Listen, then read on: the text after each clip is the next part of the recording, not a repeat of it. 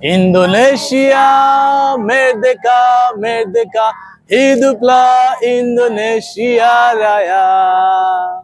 Happy Independence Day, Indonesia. Okay, thank you. আসসালামু আলাইকুম ওয়া রাহমাতুল্লাহ। বন্ধুরা, আজকে ইন্দোনেশিয়ার ইন্ডিপেন্ডেন্স ডে। আমি এই 10 মাসে ইন্দোনেশিয়া সম্পর্কে যতটুকু জেনেছি এবং ইন্দোনেশিয়াকে যতটুকু দেখেছি, আজকে অল্প কিছু বিষয় আপনাদের সাথে শেয়ার করব। আমার দৃষ্টিতে এবং পৃথিবীর অসংখ্য মানুষের দৃষ্টিতে ইন্দোনেশিয়া পৃথিবীর অসম্ভব সেরা প্রাকৃতিক সৌন্দর্যে ভরপুর একটি দেশ। এবং আপনারা জানেন যে পৃথিবীর সর্ববৃহৎ মুসলিম সংখ্যাগরিষ্ঠ একটি দেশ ইন্দোনেশিয়া, যেখানে পৃথিবীর অসংখ্য মুসলমানদের বসবাস।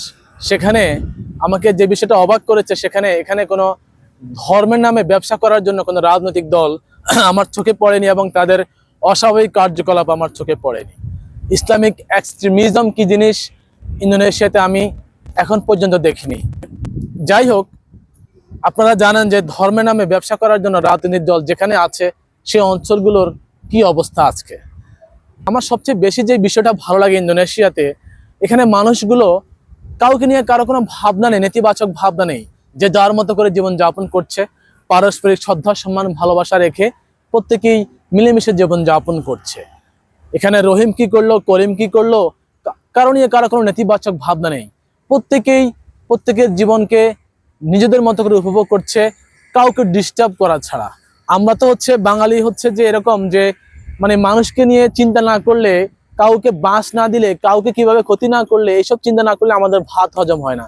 কিন্তু এখানে আমি দেখেছি যে এই মানুষগুলো কতটা কাইন্ড, কতটা হেল্পফুল, কতটা সফট।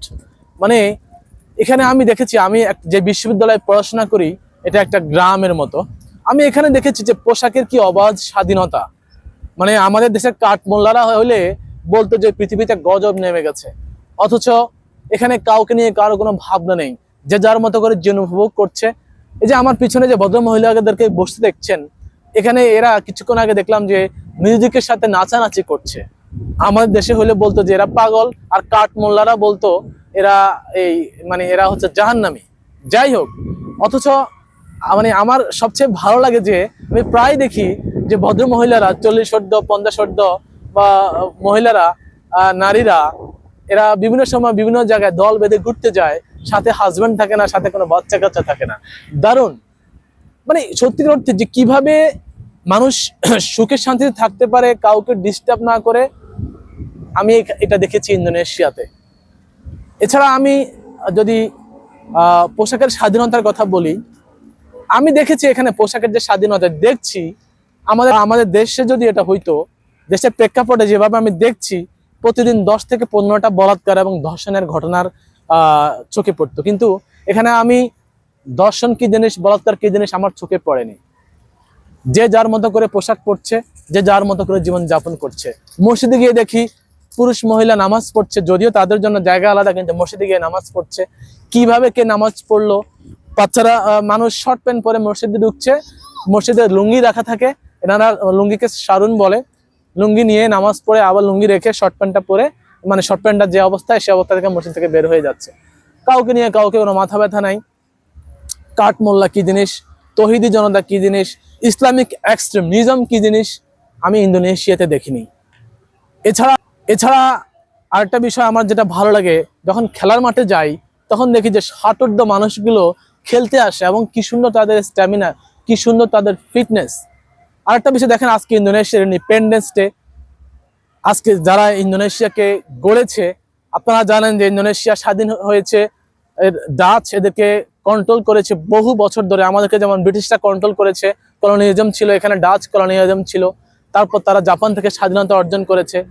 তারা কত বাঙালিদের মতো তারা বুকের তাজা পান ঢেলে এই দেশকে স্বাধীন করেছে। তারা এই দেশকে স্বাধীন করার জন্য, দেশকে গড়ার জন্য যারা শ্রম দিয়েছে, প্রাণ দিয়েছে, তাদের প্রতি এদের কত সম্মান। আমি দেশ গড়ার কারিগর, দেশের মহানায়কদেরকে কিভাবে সম্মান করতে হয়, আমি সেটা ইন্দোনেশিয়াতে দেখেছি। আপনারা হয়তো বলবেন যে 2 দিনের ভাত বৈরাগী ভাতের কয় অন্ন। আরে ভাই, ভালোটাকে ভালো, খারাপকে তো খারাপ বলতেই হবে নাকি? তো যাই হোক, যারা সম্মানের যোগ্য, দেশের মহানায়কদেরকে কিভাবে সম্মান করতে হয়, মানুষকে কিভাবে ভালোবাসতে হয়, মানুষের স্বাধীনতাকে কিভাবে সম্মান করতে হয়, ফ্রিডম অফ স্পিচ আমি দেখেছি ইন্দোনেশিয়াতে। তো আমি বলবো যে আমি সত্যিকার অর্থে ভাগ্যবান যে মহান আল্লাহ পাক আমাকে অসম্ভব সুন্দর একটা জায়গায় অসম্ভব ভালো মানুষদের সাথে আমাকে সাময়িক সময়ে থাকার সুযোগ করে দিয়েছেন। আমি এই জন্য মহান আল্লাহ পাকের প্রতি কৃতজ্ঞ এবং যারা এটার সাথে সংশ্লিষ্ট তাদের প্রতি কৃতজ্ঞ। আমি জানি রাজাকার চানারা আমার এখানে কমেন্টস করবেন, হয়তো আমি আপনাদের কমেন্টস ডিলিট করে দিই মাঝে মাঝে, আর না হয় কোনো রিপ্লাই, আপনাদের কমেন্টসে কোনো রিপ্লাই এখন আর দেই না, কারণ আপনাদের সাথে আসলে কথা বলা কোনো রুচি মাঝে মধ্যে থাকে না। তো যাই হোক, সবাই ভালো থাকবেন, দোয়া করবেন। আমি চেষ্টা করব ইন্দোনেশিয়ার অনেক গল্প আপনাদের সাথে বলতে, অনেক কিছু দেখাতে। ও, যেটা আপনাদেরকে শেষ বলবো, কমিউনিকেশন আমি দেখেছি ইন্দোনেশিয়াতে। আপনি যত গ্রামের ভিতরেই যাবেন আপনি দেখবেন যে রাস্তাঘাটের কি অসম্ভব মানে ভালো, মানে রাস্তাঘাটের উন্নয়নের যদি আমি বলি বাংলাদেশের সাথে যদি আমি কম্পেয়ার করি, মানে অনেক বেশি পার্থক্য ভাই। আমরা 100 বছর পিছিয়ে আছি।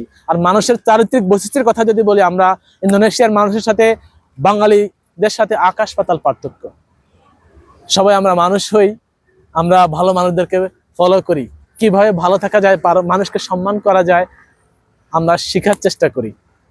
হ্যাঁ, এর মধ্যে বাংলাদেশে বাঙালিদের মধ্যে অসম্ভব ভালো মানুষ আছে, তাদের প্রতি আমার অসম্ভব সম্মান, এবং মানে আল্লাহ ভীরু মানুষ আছে, প্রকৃত মুসলমান আছে, তাদের প্রতি আমার সম্মান আছে। তো যাই হোক, ভালো থাকবেন।